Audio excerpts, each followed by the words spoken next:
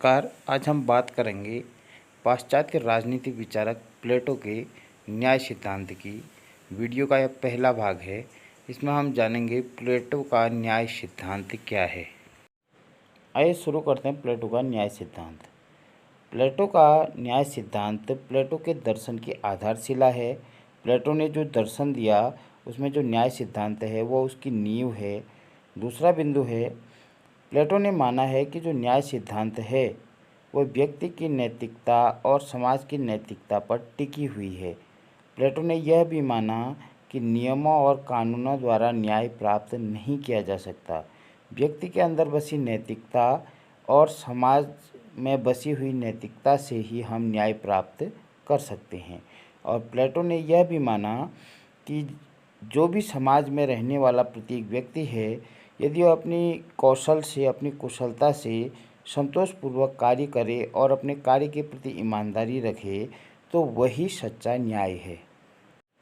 प्लेटो की एक प्रसिद्ध कृति है, उसका द्वारा लिखा गया ग्रंथ रिपब्लिक है और इसी रिपब्लिक में उसने अपने न्याय सिद्धांत को दिया था और इसी रिपब्लिक में उसने एक आदर्श राज्य की कल्पना प्रस्तुत की थी। प्लेटो के अनुसार व्यक्ति की आत्मा के अंदर 3 प्रकार के तत्व पाए जाते हैं। पहला जो तत्व है वह है क्षुधा या वासना, दूसरा तत्व है साहस, तीसरा तत्व है विवेक। प्लेटो के अनुसार समाज के 3 वर्ग हैं, उत्पादक वर्ग, सैनिक या अभिभावक वर्ग, शासक या अभिभावक वर्ग। जो प्लेटो ने बताया कि मनुष्य की आत्मा के अंदर 3 प्रकार के गुण पाए जाते हैं, क्षुधा, साहस और विवेक।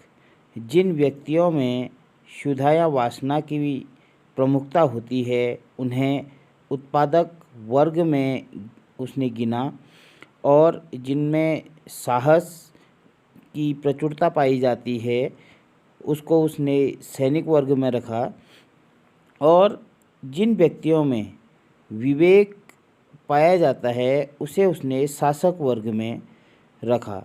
प्लेटो ने बताया कि जो उत्पादक वर्ग है वह उत्पादन और आर्थिक क्रियाओं से संबंधित है और जो सैनिक वर्ग है इसका कार्य, जो साहसिक कार्य है, राज्य के संरक्षण से यह संबंधित है। और प्लेटो ने यह बताया कि जो शासक वर्ग है वह दार्शनिक तत्वों से संबंधित है।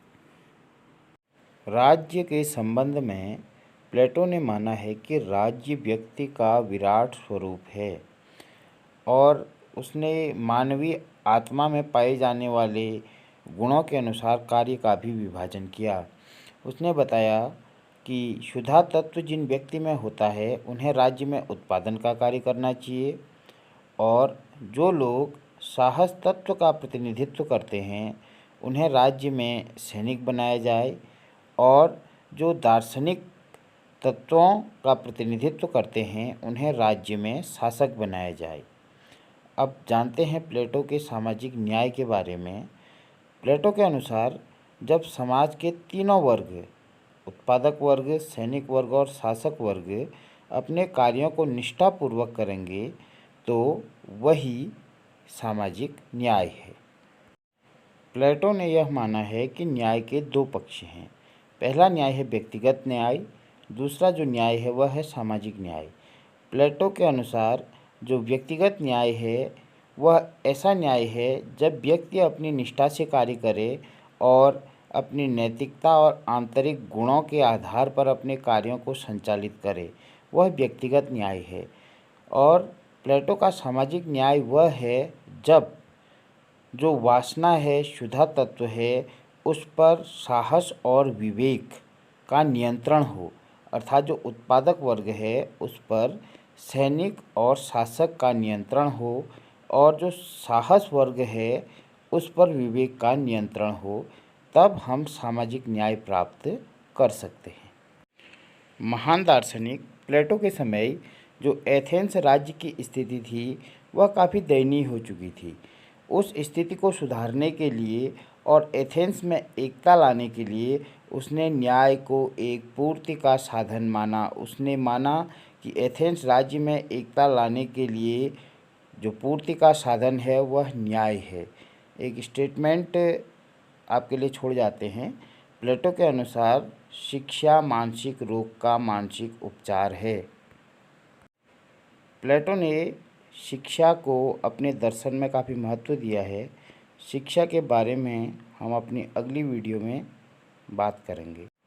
साथ ही यह भी जानेंगे कि किस प्रकार की शिक्षा राज्य में होनी चाहिए और प्लेटो ने उसके लिए क्या प्रबंध किए।